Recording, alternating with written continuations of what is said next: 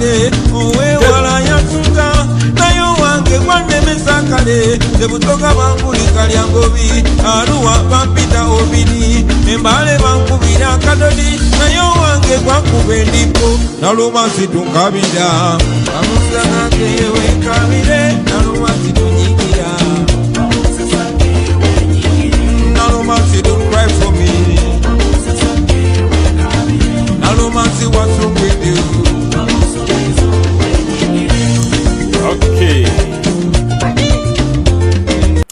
You guys mwewale kutweyungako kaongezi kwa lwaleero. Yes, akayimba kano kankoledde nnyo wiki eno kankoledde nnyo era ngambye akadodilero kaleme kusooka kano kakayimba ke kaba katugulirawo tokosho olwaleero ya JBMuwonge tokosho lunaku olwaleero era nga nsooka beton era the few days mbadde sija live mbadde nyina ebinkwata munaye nga olwaleero tusimbule.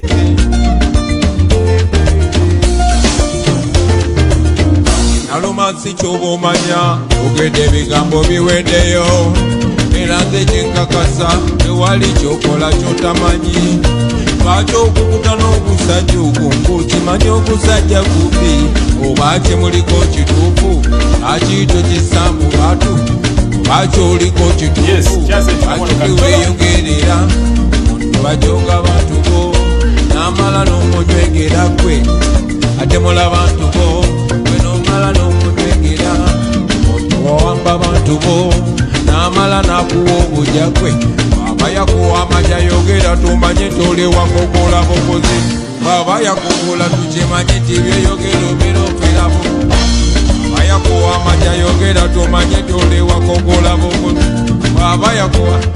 Okay banange nziramu okubeebaza okutujoyiningako ku live stream y'olwaleero. Akayimba ako abantu bagamba nti no president yakakubira Mathias Mpuuga. Munnange nedda sigwe yakakubira. Luno oluyimba lugenda kukwata ku bantu bayitirivu nnyo nga lwakafuluma lwasooka ne lusooka lubaako gye lutambulira bagamba balukubidde ono nga buli omu ali confused. Oyo gwe bayita artist alina vision si bano abayimba simanyi ebiyimba bitategerekeka. No.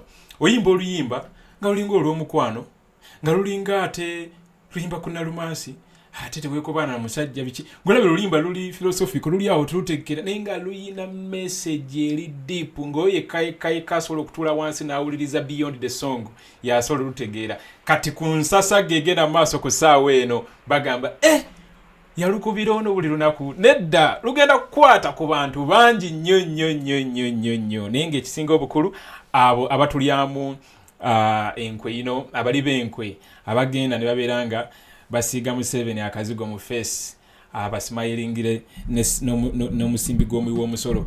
Guys nsubire mubadde bulungi yonna gye muwangalira era nga yonna gy'osinzira okubeera ng'otweyungako akawungezi k'olwaleero weebale nnyo. Essanyu lwaleero nyina lingiko lwa nsonga mumanyi bulungi ebigenda maaso nga sinaba actually nagenda ku bino the official document from the National Platform informing the Parliament about the changes ezigenda okubeera nga zi-effectingibwa if at all the man in the suit mbwekitiibwa biki and all that kind of thing akola ekintu ekiri more nga sinagendayo.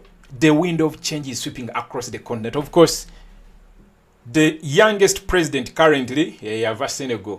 Omanyi buli victory opposition jefuna no matter where, whether in Africa, whether outside Africa, feba activists, fe bananchuka fe abatawagira fuga bi kituzaamu amaanyi, kituzaamu hope. Kugamba tubeeraawo nga bulinaku bye tugamba abantu nti kisoboka. Tufunye example empya ey'okubeera nga tuyimirako ne tugamba nti mulaba abagundi we bakikoze, mulaba abe Senegal we bakikoze. Yes, aba Senegal bafunye change, bavudde bakyusiza obukulembeze nga wa opposition yakoze ki yalidde naye tebizze on a silver platter. Bantu bangi bafudde.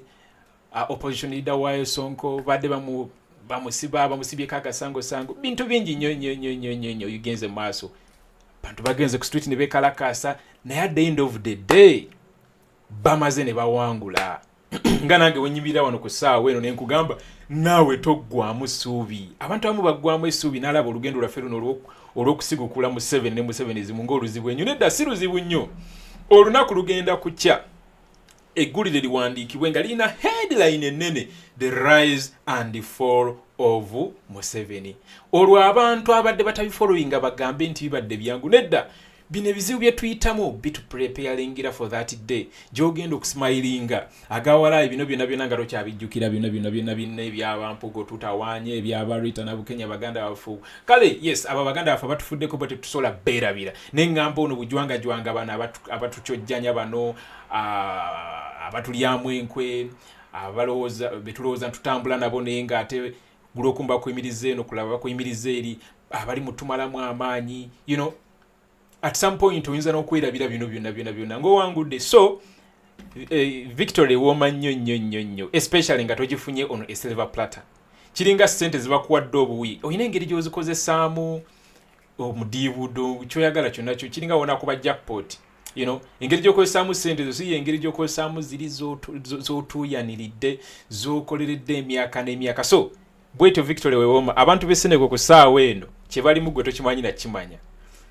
President wa Senegal kulonda yali akujjeyo ng'akongeddeyo ne bagamba nedda ssebo togenda kwongerayo, ne bagenda ku street ne bateekawo embeera lwakuba siyinza kubiddamu ebyo bingi nnyo si program yandeese olwaleero wadde nabyo nja bihintingako katono. Abakulembezaamu bakozeko dda remarks ngenda kuborrowinga insights okuva kuba activists ab'enjawulo on the African continent nga kinona n'abasigadde, naye nga katusooke tudivinge deep ku nsonga eno yaffe eri current kati egenda maaso, kubanga bwe nakugamba luli nti mu nkyukakyuka eno gye twagala tulina ekizibu nti tulina age bracket esinga obungi 85%, which is below the age of 35, naye abo bali above the age of 50, age of 40 betwalowooza nti no bayinza otukolera ekkubo bulungi nnyo, ate munnange bakoze ensobi nnyingi nnyo nga ziri mu tuzza mabega, nga tulina osooka tetukolekitinga ebibi bakoze ate olyoke tweyongereyo, kubanga webanga bataddewo road block mu luguudo lwe tuli mu kutambuliramu tetulina ngeri tusobola kubuuka bubuusi fe abakulembedde. Okitegeera tulina okugyawo ekiziziko ekyo, tulina okugyawo road block eyo abatuli emabega abafollowinga bulungi ensonga zino bayitewo bulungi. Kati kituli mu kukola currently nti bano basajja bakulu balidde ssente za Museveni, beekoze obujogoli bagenda bamasajinga Museveni, kyokka eno bajja batugamba nti no baagala nkyukakyuka, you know. Kati ezo ensobi currently ze tulina osooka ate kati okutereeza tulyoka ate tushootinge straight bulungi nga tetulina nnyo obstacles zinene. Currently y'ensonga ya Parliament egenda maaso. Mukimanyi bulungi nti omukulu ssente yazirya miliyoni 5, naye mukimanyi bulungi nti NP avaayo of course negamba egenda kicking starting a process ereetawo enkyukakyuka ezo. So yawandikira Speaker of Parliament on the 18th of March 2024. Kankuyitiremu katono nnyo, si mpanvu nnyo, ntono nnyo. Kanjiyitemu wano mukwakwayo mpola ya si mpanvu nnyo hitingira ddala ku point, teriimu nnyo ate bujwanga ate ate bikiteba siddaame. Yeah, let's go like this. Okay, tugende bwe tuti. Now gundi eno egamba of course 18th March 2024 the Speaker Parliament of Uganda withdraw of mandate and nomination of commissioner. Yeah, kagene mpola bulungi okategere bulungi nnyo. Withdraw of mandate and nomination of commissioner. You will recall that on 22nd December 2023 I notified you of the party's decision to nominate Honorable Mathias Mpuga as a commissioner of Parliament in accordance with the Section 2B of the Administration of Parliament Act and Rule 11, Section 4 of the Rules of Procedure, whatever, Parliament and all that kind of thing. Yeah, of course, nga following amateeka wano ekibiina kya National Platform kinfominga Parliament Speaker nti ujjukiranga 22 December mwaka gwali 2023 twakutegeezaako olwa decision ya National Platform yasalawo nominating Mpuga kuba commissioner of Parliament. Of course nga tuyita mateeka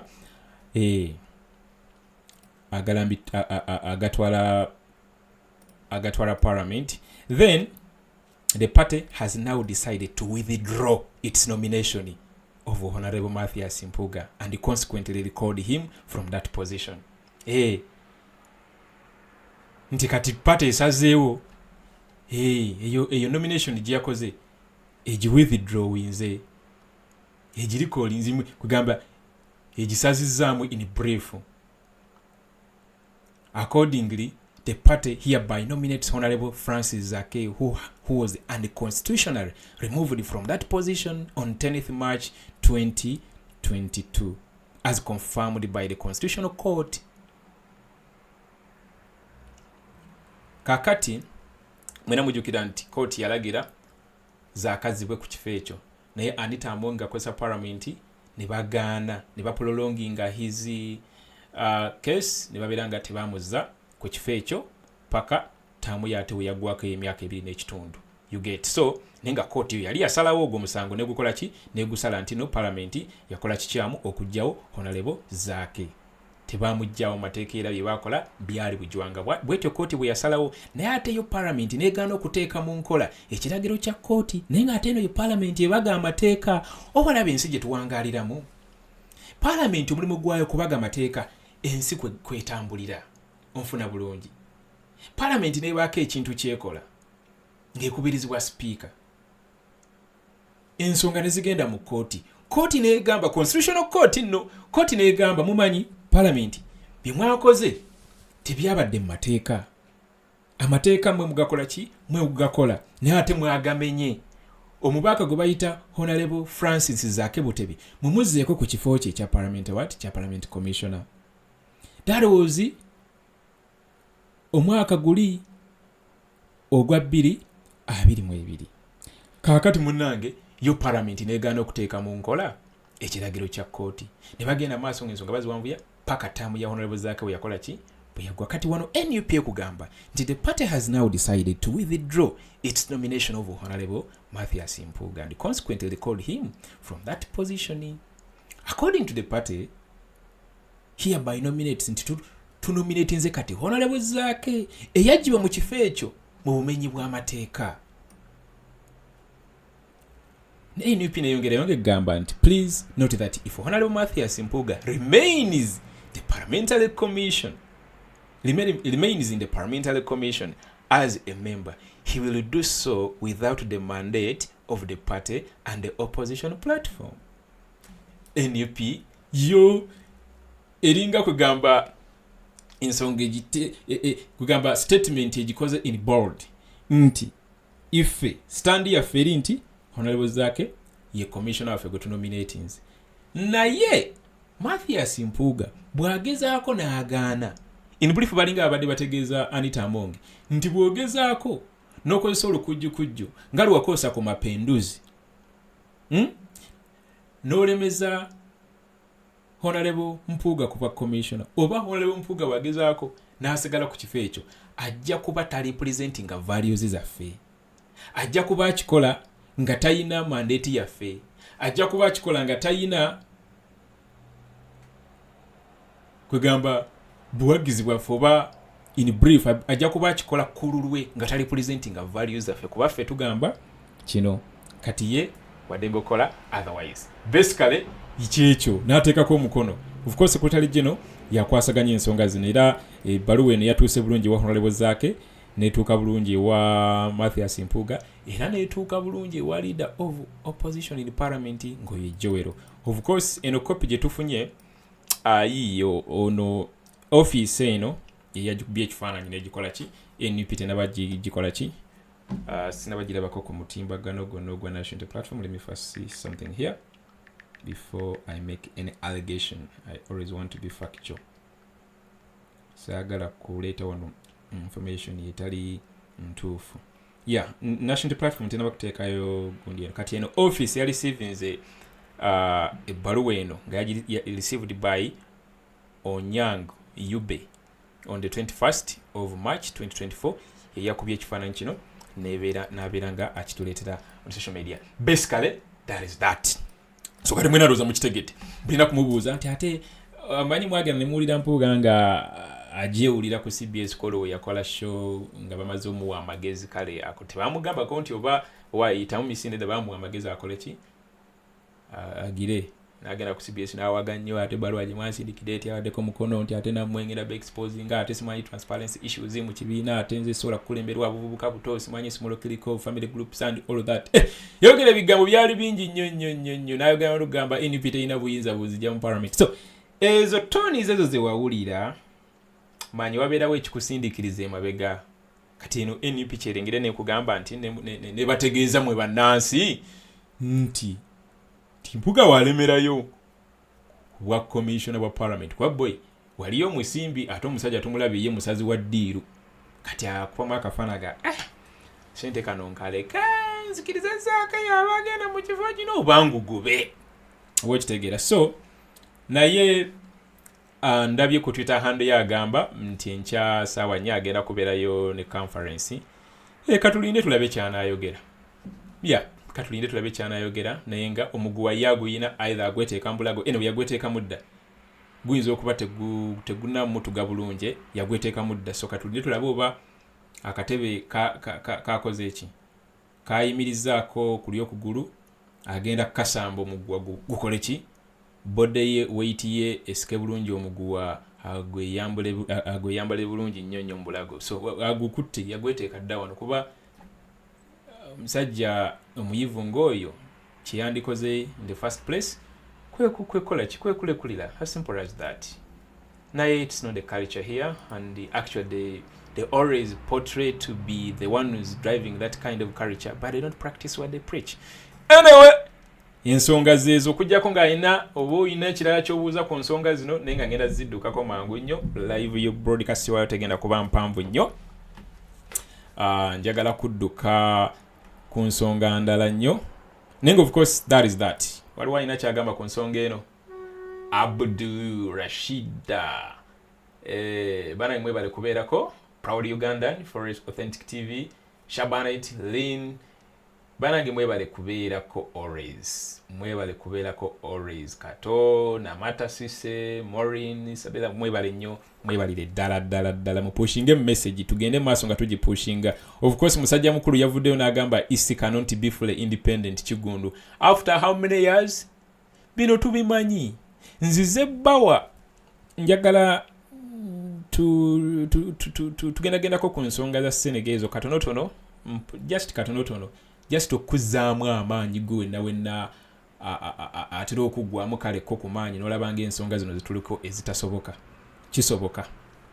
Agamba nti nno waliwo omuntu yansindikira message jona ngamba JB ensonga za mpuga ezo simanyi tubireke and all that kind of thing. Yes nenga bwe nasoose okutegeeza nti this is like a roadblock.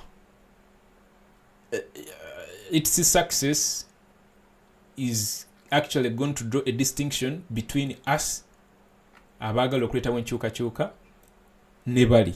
So we have to practice what we preach. So ensonga eno eyina okubeeranga emalirizibwa. So ndowooza tujja gitegeera lunaku lugenda kwa lwanca. Omukulu agambye agenda kwogerako eri eggwanga. Omukulu ow'ekitiibwa ayina seniority ayina experience munnabyabufuzi mbuno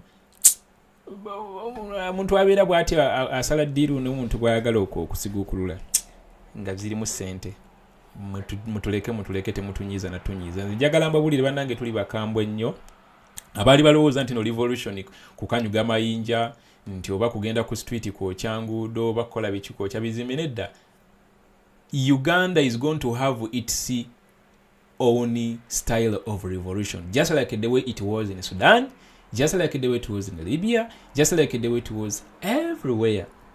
Ne Uganda egenda craftinga eyayo. People always think it is going to be like it was in Sudan. No! Ku Sudan gwali mugati naye nkujjukiza nti nno musajja yakola ebikolobero byali biyitirivu nnyo naye omugati gwe gwabakuulako waya. So tulowooza nti nno the way it was in Sudan, it's the way it's going to be in Uganda. No. This is the revolution. Yeno yennyini gwe tulowooza nti nno abantu okuvaayo ne baataakinga abakulembeze baffe abantu bonna ne bavaayo ne babambalira mbuno tekiyina meaning. It's actually a description of a revolution. The revolution is on and it won't be televised. Like Zulu Mike of Zambia always tags his messages zona za quoting ku platform ze ateekako akagambo hashtag the revolution won't be televised, you know, and that is the fact. So bano tebabitegeera, baali balowooza nno tuli mu byaki, tuli mu byamuzanyo. So basically that is that. Naye nga kugambye ensonga eno ku lunaku olw'enkya looza tujja kuba tugikuba olukomotwe nga omukulu w'ekitiibwa Dan Muliike yaliko Katikkiro wa Buganda bwe yavaayo n'agamba mabegakaawo nti omuntu alina okumala ensonga eno nayo ono kubanga ye yabitandika yagenda n'asala ddiiru ne basajja balisooka kati either atugambe nti alemeddeko oba atugambe nti akoze eki nti stepping down, as simple as that. Yeah, so eyo katuveeyo. Mbadde mbagamba wali ku bintu bya Senegal. Yeah, bili very important. Senegal ekyusiza obukulembeze kizzaamu amaanyi. Actually, of course, president waffe nga nakajja ku live gundi nabadde tanabakola update about this. Yeah, and of course update anytime egenda kubejja about this. Egenda kuba ejja anytime about this. Yeah, egenda kubejja yasembe tuterayo update about omupiira gwa jjo. Police we yagenze maaso nga actually nayo update nayo kanjibayo bulungi mutegeere ngeri gye tuwangaaliramu mu dictatorship eno. Olunaku lwajjo of course regime police disrupted yet another peaceful football game today afternoon that supporters of the National Platform had organized at Buyende Playground in Buyengo, Jinja district. Without any justifications, the police raided the pitch in the middle of the match and started firing explosives at the players and spectators. They have also arrested several comrades, including leaders of our youth coordination team for Eastern Uganda. Well, no matter what the regime does, it's only a matter of time. Of course, this happened yesterday. Now, of course, you are in the know. The directives, police across different police posts in this country have. Of course, they have a directive not to allow NUP conduct any activity that engages Ugandans coming together. And that's why you see police, military, UPDF always deployed at these activities. Bayina directive okulemesa enkungana oba anything NUP chebera etegese, especially if it extends its leg beyond the city centers. Tebagala any activity going on nga NUP initiatinze ngikunganya abantu mu bitundu ebyenjawulo. Of course ne NUP nayo is smart. Kat for example the lead of entertainment and I've forgotten the name of the post, that is Nubianly is it arts and the entertainment, yes, yakolawo gundi eno tournament season nga bavubuka from different regions be engaging in tournaments, that is football and netball, specifically aba NUP, you understand, aba NUP bokka muze mulaba tournament season ezenjawulo nga bavubuka ba competing mpira gw'abawala, mpira gw'abalenzi. Of course bati ba competing of course mu gathering of course ekigambo kino okuyita gwe kyolina okumanya ekigambo kino okuyita by all means. So kati eyo information engeri gye spreading amu in that way bana basajja gye batayagala era kyobalabanga without any justification, without any reason, omupiira gwadde guli mu makati ne bajja ne bakuba tear gas ne bakuba amasasi, bakola ebintu by'ekisiru man nga tebayina any reason gye bawadde nti oba baabo nga obalaba baabo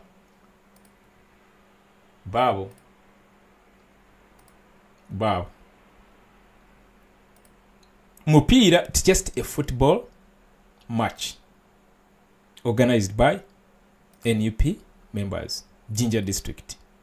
Naye ne bayiwa police, ne bayiwa lengera, ne bakwata n'abamu ku bakulembeze baffe ngera olaba abaana abo. But just look at that. How many policemen are those? 1, 2, 3, 4, 5, 6, 7, 8. 8 people arresting 1 man. 8 people arresting balengere abana baabo bavubuka bato. Just look at them. Wano tuwali n'omu alina myaka 3 tewali n'omu ku bano bonna alina myaka 3 beetegereze bulungi tewali n'omu alina myaka 3 kwabo n'omu kati enkyukakyuka eringa nkalamata ku bo kyolaba nga they don't care, they will always answer that call when need arises, as in wabeerawo any activity they will show up ngera bashowinze up. So naye nebaza leadership ya National Platform ebintu nga bino promoting oba tebituyambako kuspreadinga message ya nkyukakyuka across the country, naye ate n'oku upliftinga talent kuba kati yagana kkiriza lekayo ku government ekola obulungi yandibadde testopinga mipiira nga gino, yandibadde bempawalinga already baba balina emijoozi National Platform ebateekamu sente ne bakola emijoozi gijo gyonna giriko obubonero bwa NUP, kiriko amanya gaabwe bulungi. Mu nsi ezikulaakulanye toyinza ate kulemesa matches nga zino kugenda mu maaso bantu baana bakuba muti ya gaasi na masasi olw'okuba tebakuwagira, wabula kuba upliftinga ku identifyinga mu talent seesobola okufuuka. Siri nnyo muntu wa byampiira era abazanyi b'emipiira sibamanyi, oyinza n'okumbuuzaayo mu maniyo nga simumanyi, oba saka ali mu Arsenal oba ali mu maniyo simanyi. Mpulira wulizi nti no bakone anyway Messi tewano mwata mumanyi, Ronaldo tewano mwata mumanyi. Messi tewano mwata mumanyi, Ronaldo tewano mwata mumanyi. Tuyinza ofuna mwana Ronaldo, tuyinza ofuna Messi ng'ogenze no kuba this spans the entire country. Tekikoma jinja okoba mukono okoba masaka okano only that Museveni wamu ne tiimu ye bagezaako nga basobola okulemesa matches zino okugenda mu maaso. Kyennyamiza naye nga yensi gyetuwangaaliramu. So yeyo update of course ebifaananyi biweddeyo birayi bulungi yeyo update gye mbadde gamba omukulembeze gye yasimbiyo otuwa olunaku lwadde lwajjo, and nga bwe mbadde gamba tanatuwayo information, tanabakola update about what just happened in Senegal. Naye nga mbadde nkugamba nti kizaamu amaanyi fe abaagala enkyukakyuka tuba tufunye example empya kwe tusobola okugamba okulabira era ne tunnyonnyola baganda baffe abatanaba kweyunga ku mugendo guno okubategeeza nti kisoboka. Bino ebintu by'e Senegal tebibadde byangu. DWTV yavudde of course negamba opposition leader Diomaye Faye 44 has emerged as the frontrunner in Senegal's presidential election, with the several rivals conceding defeat. The peaceful vote follows 3 years of turbulence and the protests against the incumbent. Macky Sall initial tallies suggest Faye's lead, promoting widespread celebrations. 5 opposition candidates have acknowledged his victory, while incumbent coalition candidate Amadou Ba expects a runoff. Now, of course, when I'm congratulating Zed, of course, he's already the president, post yesterday. Here, Senegal's ruling coalition candidate Amadou Ba has congratulated the rival opposition candidate Diomaye Faye for winning the presidential election. Diomaye Faye was little known until he received the backing of Ousmane Sonko. Of course, it's like Ousmane Sonko yalinga awangudde kubeera ne campaign gye badde ba campaigning kiringa. Let me give you an example. Of course, batononya bali bamumanyi naye simply because yabadde ne backing ya the fearless Senegal's darling, that is Ousmane Sonko. Bwe yamubakinga ne campaign yawe badde nti nga wona agamba. Let me give an example nti Bobiwine asindise let me say Joel Senyonyi, then nga campaign egenda maaso eriko headline egamba Joel Senyonyi is Bobiwine. So ne bano bali bakozesa campaign egamba nti Diomaye Faye is Sonko, era nekitranslatinga bulungi nnyo n'amaanyi negakola kinega shiftinga. Senegal's most formidable opposition politician, of course that is Sonko Osman, the young opposition politician, turned 44 on Monday. What can young African what can young people learn from this election? Of course, there is a lot to learn. Naye ekikulu kya byonna sigamba nti nno eno enkyukakyuka bagifunidde ono e silver platter. Kizza Besigye wano doctor akutereddeyo wano some of the naye ataddeyo kale message about this era n'atachingirako posts ez'enjawulo okulaga nti nno tebibadde bya mirimbo bate kugamba obuwanguzi buno tebabufunye on a silver platter. Era akugambye Kanolekita Kizza Besigye nti the courage and resilience of Ousmane Sonko and his colleagues in the band patriots of Senegal party has paid off. It's all over. Of course, it's all over. It has paid off. Besigye nayongera n'agamba nti congratulations to President-elect Diomaye Faye and especially the all activists that he made it happen. It didn't happen easily or quickly. Senegalese braved terrible police brutality. Many people died. Many were injured. And many are still in prison. Yeah, oyina okitegeera. Tibadde byangu. Today, it's happiness. And it appears easy. Those who are going to form a new government must never forget the sacrifices of very many, especially the dead. They must effect the changes people have died for. Bambi, this is a very strong one from Dr.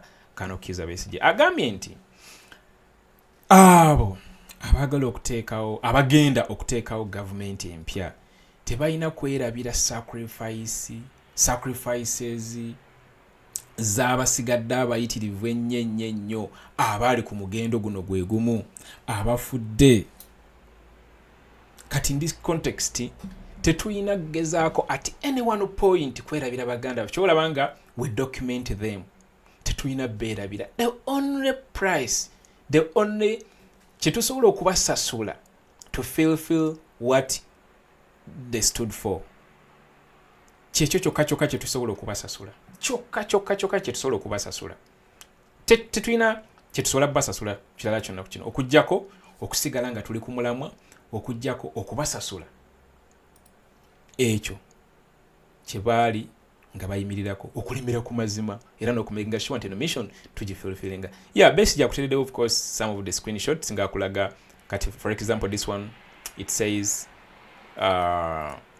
Senegal shuts social media as protesters die after Sonko sentencing. Of course this was in June 2023. Bamu sentencing of course abantu nibekalakasa nga wabiraba ono tayawukanako na his excellence Bobiwine engeri gye baali bamutreatingamu e Senegal. It's almost the same thing. Yeah, bamusiba ne bekalakasa ne bagenda ku streets. Of course abantu ne bafa. At least 16 dead in Senegal protests after opposition leader sentencing.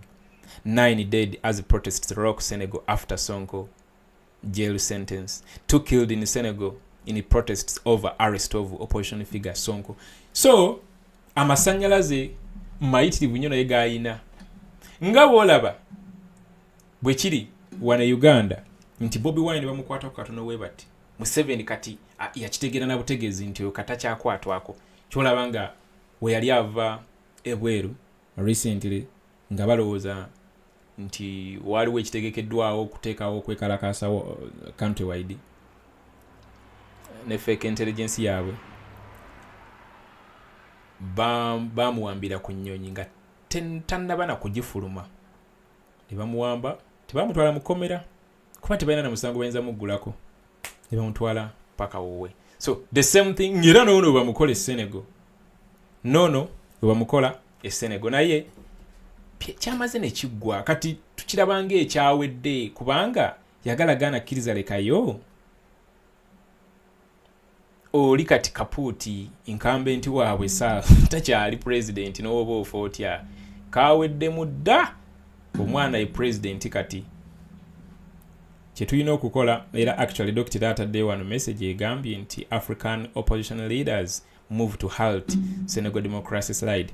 Of course tetwagala bujwanga buli activist eno the African continent kyolina okumanya nga tawagira Fugabi ahimirira wamu ne Senegal currently era sinaba kulabayo omuntu n'omu criticizing what's going on in Senegal. But then somako jengwiridde ku Hopewell Kinono ono activist we Zimbabwe, journalist ko yaliko ne president wa Bobiwine.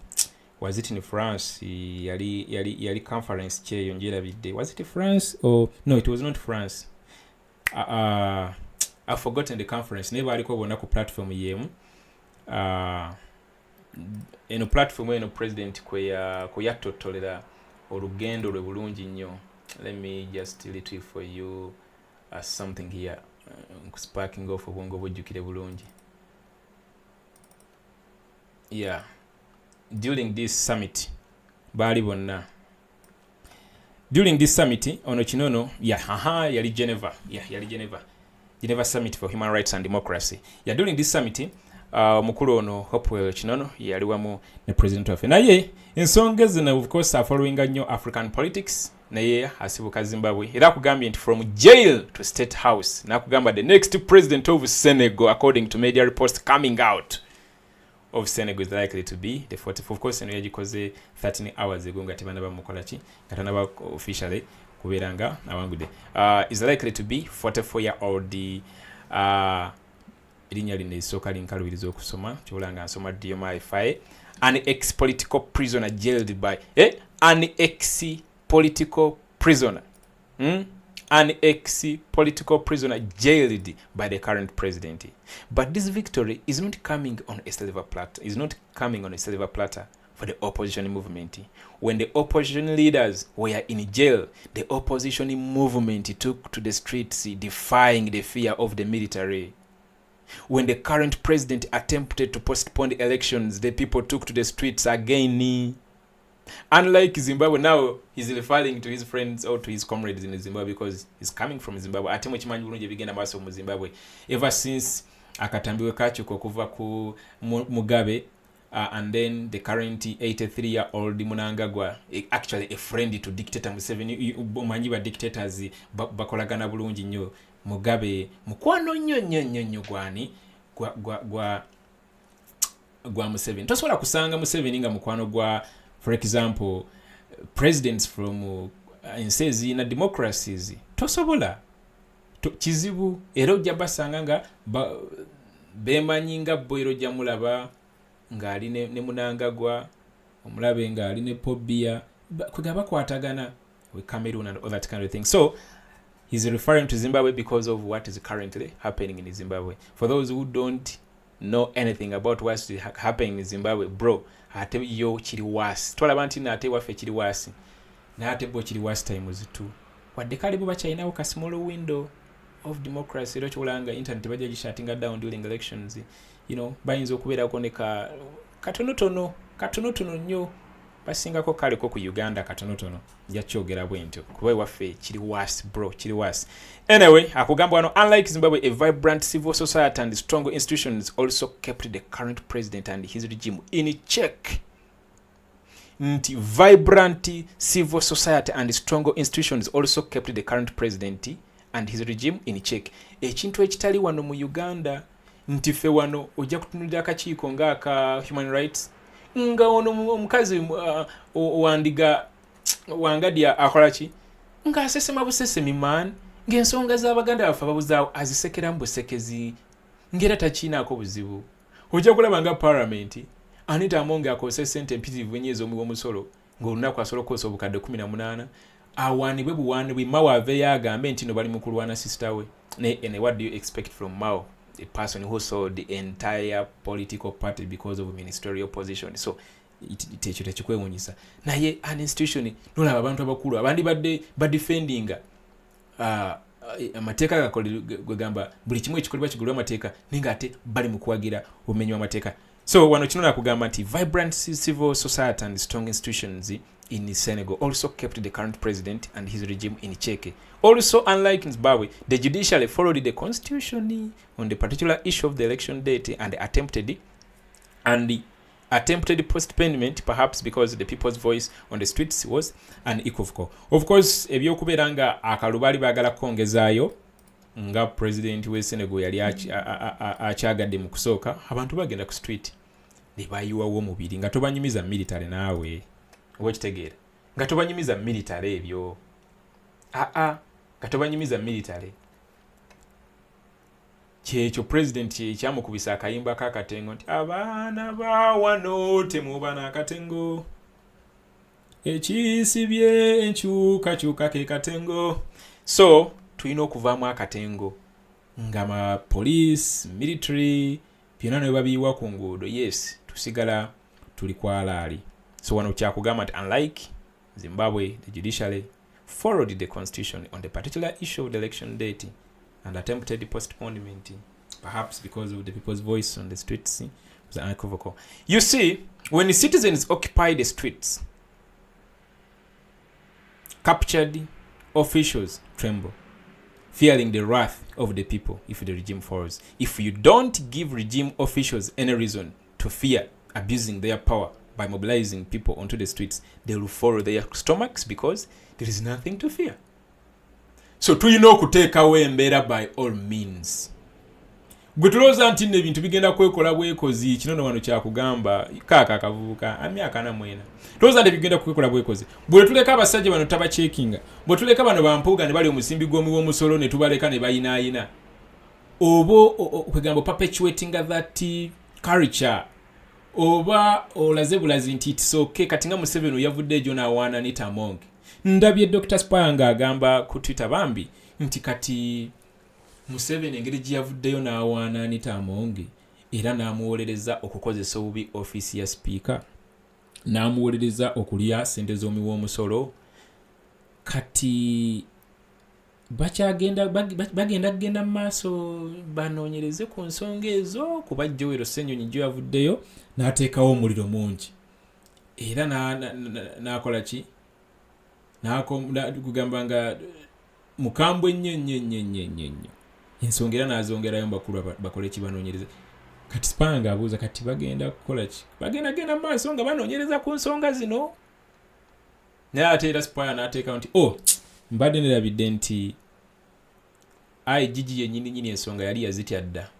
So nga kyagezaako kugamba nti absolutely nothing is going to happen to those guys. Kyagezaako kugamba neffe abantu ba bulijjo tuleme kuggwamu maanyi ate tuleme kulowooza nti ebintu bigenda kwekola bwekozi. Nsiba mbagamba nti one of the disease etulidde era ekyatulya nze JB kulowooza nti nno ekintu ekirina okukolebwa Florence oba Sebaggala Fred agenda kikola kyokka nga ate ne Sebaggala naye alowooza nze agenda okikola. Kati ffenna ne tubeera mu situation eyo nga Sebaggala oba Rashida oba Vincent oba Lini nga lowooza JB agenda kikola kyokka nga ate nange JB ndowooza Lini agenda okikola. Kati ffenna ne tubeera at the end of the day ne kitakolebwa. So kikyengezako okugamba in our respective uniqueness, I always make this point. Let us identify how we can help this struggle, what we can add onto this struggle. Yeah, womalo kizuula ekyo gwe songa mbere, you know, because at the end of the day those small dots, those small snippets of contributions wezigatta wamu zikola ekintu ekyamakulu, zikola ekintu ekyamakulu.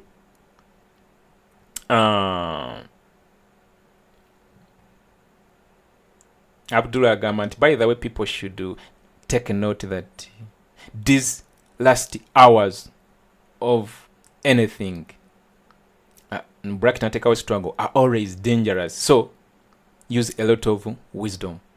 Hey, egundi ngegenda kufa, the last kick ebera yamanyi nyo. So kitufu nnyo kyeyogera naye kankutwaleko ko weewalala wenyinza okutwalako wano kutwaleko ku BBC. No, BBC of course profile nze nenga bw'okimanyi nti abazungu tebatwagala era sisuubira nti bamuwandiseko birungi byereere. Yeah, I know these guys. Nkutwaleko weewalala. Yeah, Mao mwategedde byayogedde yavuddeyo naye n'awolereza Muwonge. Ensonga za Senegal ndowooza nazo yatuyinza ozikomyawo naye kyembadde ngezaako okugamba kati ezo nazo osobola ozikozesanga example obeera nga oyisaawo message y'enkyukakyuka. Abantu balowooza nti nno enkyukakyuka tesoboka. Kisoboka ntera okukaana n'abantu social media nga balowooza ba mu 7 years immortal. Nedda kisoboka bulungi era kigenda kusoboka. Example yeeno naye tuyina okuteekawo embeera ebintu tebigenda kwekola byokka. Tuyina okuteekawo embeera ate si ku Museveni yekka. Kinono kikulu si ku Museveni yekka. Museveni alina netiwaaka emuyambako okukola ebintu bino. Alina netiwaaka emuyambako okukola ebintu bino. Kati naawe wennyini tulina bakola ki? Egyo emirandira egyo nayo tulina ogikola ki? Ogitema. Tabikola yekka. Abikola n'abasajja b'SFC, abikola n'abasajja ba poliisi, abikola n'abasajja ba military. Abo nabo osobola profilinga, osobola exposinga, tusula nabo, tulya nabo, tubeera nabo mu churches, tubeera nabo ku mbaga. Omukuba ekifaananyi mu exposing omugamba nti ono yawamba abantu, ono yakola bwati ne bwati. Ba family members baabwe, baganda baabwe, abaana baabwe babere exposed. Bakimanyi buli omu amanyi nti babeera wano. Eno ye revolution. Artist agenda okukola ekikyamu ng'akimanyi nti naye nkola kino naye abantu bammanyi wembeera, bammanyi byenkola, bammanyi wempangaalira, tebankola ekikyamu. Abeeremu n'omutima ogwo ogutya. Essaawa eri egenda okutuuka nga tasobola kwegatta ku kasajja kutulugunya abantu. Yagala gaana kkiriza leka eno Uganda tegenda kukyuka bya mirembe. Sibirabawo. Eno Uganda yaffe eno engeri nga bwetambulamu. Abantu tulina kwesulamu kajja bangu. Kyolaba nga tugamba buli opportunity tulina ogikozesa. Akalu tukayingire nga situkayingidde nti nno tulangira kubanga twakawangula dda. Wabula tukayingira kujjako Museveni, as simple as that. Tukayingira kumujjako kukozesa opportunity eyo, reaching out to people. Golooza lwaki bakugira abantu okubeera nga buli agezaako okuspreadinga message eno bamukugira? Bakimanyi. So tuteekewo embeera, tukole kyona ekisoboka. Kyekirala wano before saagala kubaako kyenerabidde.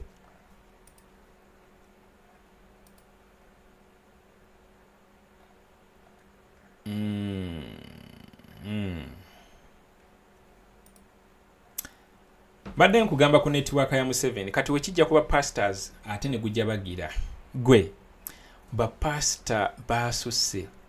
Kansooke nsabe n'ekisonyiwo nkimanyi kuno kuliko ba communities abamu nga balokole naye munansonyiwa manyi nze sigira bwe nti kigambo nkikubawo nga bwe kiri. Abasajja basusse obubbi. Abasajja ba Museveni ba pastor ba Museveni basusse obubbi. Era obanga oli omu kwabo kweze endiga ezigenda ne bazisumba era ne bazikolako emikolo ku church, bro mani muyina okwebereramu. Tezikyali church kati butuuti bwa byabufuzi, butuuti bwa kubirako opposition, butuuti bwa kupromotingirako bibozibozi bya Museveni. Zino zikyali church. Govanga ku church nga someone ziri ku Bobiwine, ziri ku opposition. Ng'ate za bulimba. Then we bivaawo ne bidda ku ssente. Abasajja babbi. Era banange mu kaseera akatali kawala nnyo muyinza okulabayo ku Kibwetere Party 2. Era mwegendereza abantu bano gye mugenda okubeera nga mulowooza nti no mugenze ebbali ewa myoyo naye nga naawe kennyini bw'otuulamu wali ogamba naye bino omusajja byayogera birimu amagezi. Musajja n'abavuma n'abalangira obusiru n'abalangira okumantaala then n'abasaba ssente sebo oleetaako ebbiri naggoba n'okugoba gweddayo njagala bali balina 5,000 njagala balina 7,000. Which kind of nonsense is that? Nga naawe tosobola kuddamu muli mutima n'ogamba naye andi akatiba abazungu ako ke baayitiramu tukwata obwongo ne babukwata bulungi weebati ne babaako babuteeka bulungi ne bagamba bano katuba kwatire wano tukyalina ekizibu kinene nnyo, especially when it comes to that as well. Abantu balina okuliberatinga their mind. Omuntu ng'ali mentally enslaved abeera muzibu nnyo okulaga ekintu ekituufu. N'omulaga ekintu ekituufu yalabira ddala ng'omulimba. N'omulaga ekintu ekituufu yalabira ddala ng'omulimba naye nga kimalamu amaanyi n'osanga abakyala bakola ssente zaabwe mu kunyigirizibwa okwekitalo n'agenda n'asiba ku street ng'atembeeya stokisi ng'atunda menvu ng'atambuza mmere at the end of the day ssente n'azitwalira omufere nga n'ewakatale esseeyo zaakulya n'olaba taata ssente n'azireeta mu kyaki n'aziwa omufere naye ng'ewaka abaana eza school fees tewali. So eyo netiwaaka ya Museveni kuba obukulembeze obwagaliza abantu era obwagala ensi zikulaakulane tebuyinza kukkiriza bujwanga ng'oyo kola ki kugenda mu maaso, naye olw'ensonga nti nno bujwanga ng'oyo abakolera yo omufere wanadda ku kituuti n'asooka abulira enjiri ng'evumaganya opposition. Museveni kyayagala because his main preoccupation is how to cement his grip on power. Era kyolabanga tabakwatako era talina kyasobola kubagamba. Kibinno nnyo. So kyengezaako kugamba nti netiwaaka ya Museveni era nze abaana bavaayo ne basabula abantu bano nze bannange mbakonderamu nnyo, mwebale mubuusa abantu bangi nnyo. Mubuusa abantu bayitirivu nnyo. Fazila oyo mubbi nnyo. Mubbi is a certified thief.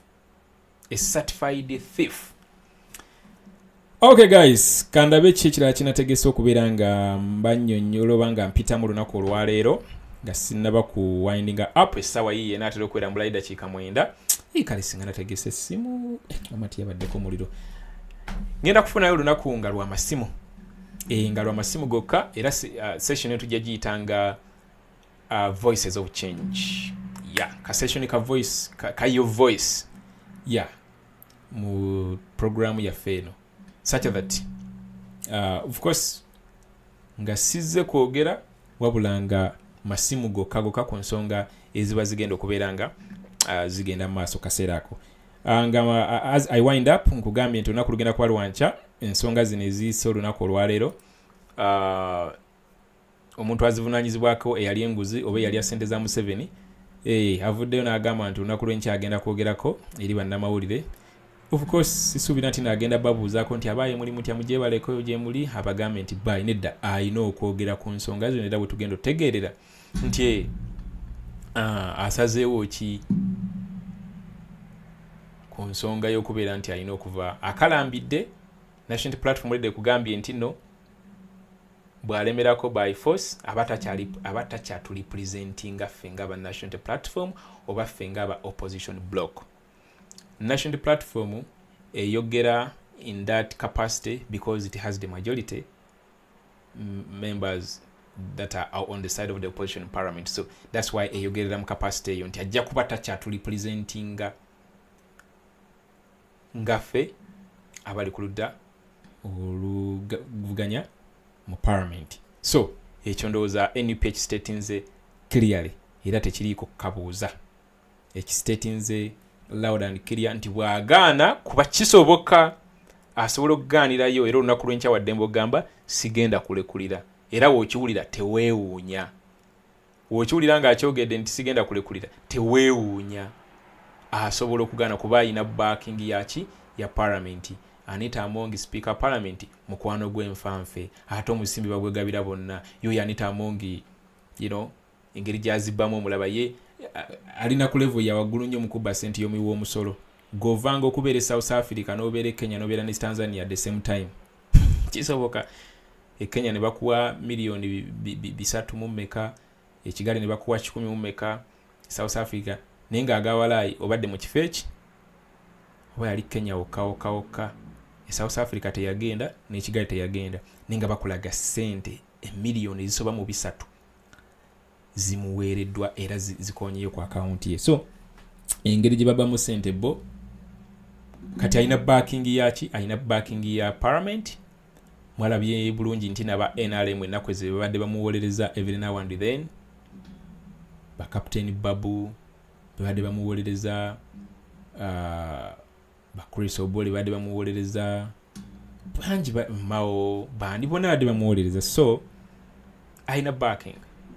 So asobola okugaana kuba akimanyi bulungi nti bali banne be bali awamu bonna basobola okumulemezaayo bane bagamba nti atukole ki. So n'ekyo point kyengezaako okumakinga teweewuunya neyo NUP evudde n'okugamba bw'agaana aba takyatulipresentinga iffe ng'abaagala enkyukakyuka kuba ffe tetukolagana na bali banguzi.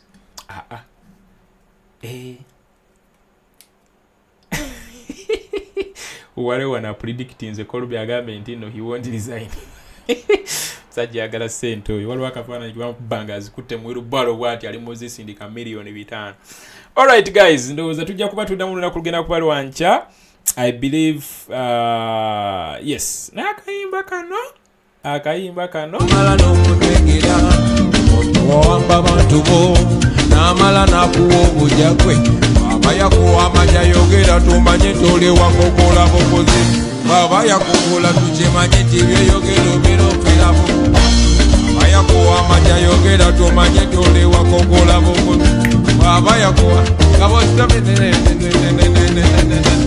baba yakuwa amanya yogera tumanye tole wakokola bukozi baba yakokola tumanye njoba simati obero fera bufezi ukimanya kukenika nokiriza mweyambisebwe abwe yakola bakanda bo aketineba abwe yakola bakanda bo aketineba robina abwe yakola bakanda bo akitata bo. Oliver gamba JBMuwonge no notifications. By the way, yes, anti channel yange no bali baji hacking mujukire kati anything can happen abatafuna notification. Last time nabagamba nti just unsubscribe then demo subscribing then otekeko ne notification alert gobanga tofuna notification gwe kola bukoze ekyo ya watu tofuna notification gwe kola bukoze ekyo jako unsubscribe then demo subscribing then otekeko ne notification alert mpozi ne communication daji no kuyisa abantu banji badi bagezaako konsindikira message ku WhatsApp nga bakozesera enamba enkadde nabagamba enamba basajja bagitwala completely nasindikayo omuntu mu customer care ya MTN nenfuna inside information nti namba yange basajja bagitwala ne bagisimuulako ne information yonna kuba nali njagala kuddamu gikola ki jeddiza ne bangamba you can't and no one can, so whoever has my number which ends with 47 just delete it from your gallery tekyaliko completely.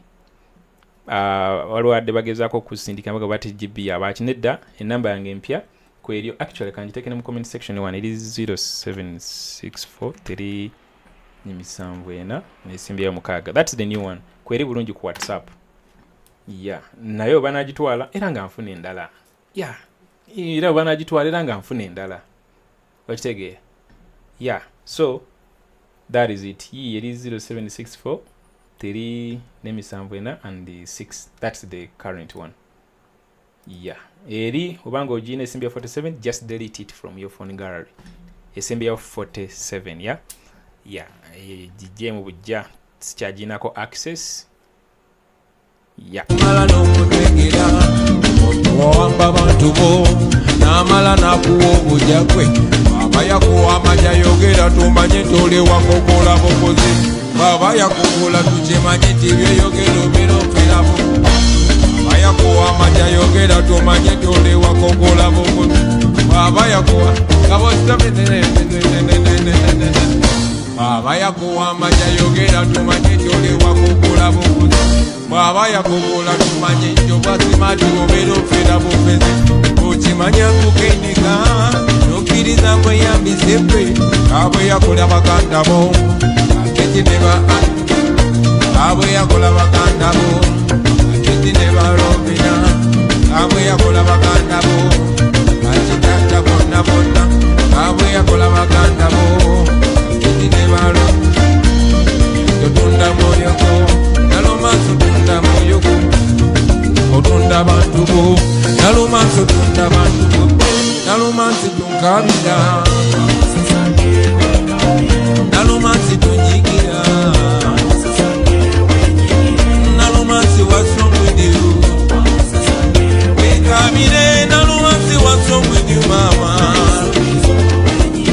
bino byenjogera nze manyo bimanyirwa kuba weewuuza waliwo amaanyi ng'abona obakira kikiweefebya olw'abantu boddamu amagezi ekitiibwa kigenda abantu abo olwakweyerusa si beerufu nnyo olw'abantu boddamu ku nsonyi ekitiibwa kigenda omukyalo oyo olwakweyerusa si bwerufu nnyo gatendekolage ezakulumira kamala ezo sente zakuwaki atunda binojukira akuwambani alikagamba oli wagula buguzi nawe tukana olinga kalumukirwani akuwambani alikagamba oli wagula buguzi akuwambani London. Yeah, this is to communicate to all our friends and fans in London.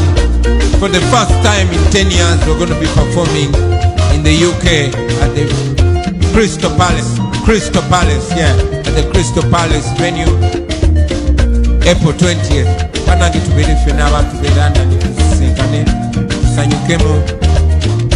It's the opportunity that I also get to free up and be an artist and get back myself, celebrate and sing, but most importantly communicate musically. So I'm inviting all of you brothers and sisters the 20th of April, Crystal Palace. Ono president akuba omuziki n'owerabira n'ebizibu byonna byonna bye muyina mu Uganda. Yes, London president of course agenda kubeera nammwe. That is going to be on the 20th of this coming month, April. Engato muziteeke muziri obukate buli obwa red mu bwambale. Musoke musabule buli bu dress buli bwennyine nyine bwe bwalagira obwa red. Abasajja musoke I don't even how to say it. Naye yeah, musabule ziri ze nyine ze balagira ezaffe ze nyine. Myaka 10 president agenda kubeera namwe. Tabeerangako namwe in this setting for over 10 years. Okay guys, tujja kuba tuddamu lunaku lwankya. Have the best of the time. Bye bye.